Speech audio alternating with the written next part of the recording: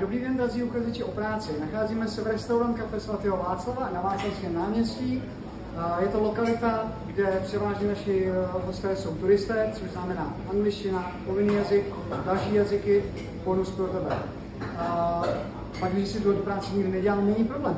Když to rádi naučíme, máme tady spoustu šikovných kolegů i kolegyň, jsme tady pro vás. V čem se naše restaurace liší od ostatních? Máme zde super akce. Firemní bowling, firemní beach volejbal, super záležitosti.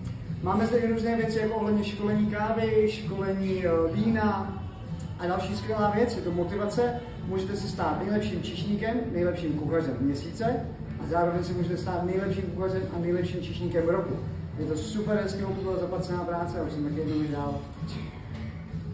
Tak a další super věc pro nás, pro zaměstnance, firemní stravování je za hubičku. Opravdu můžeš si dát polévku, hlavní jídlo, dezert, samozřejmě po dohodě s šéf kuchařem. A další věc, pak když rád sportuješ, multisportka, rádi vám taky zařídíme. Máš-li zájem o tuto práci, určitě se ozvi.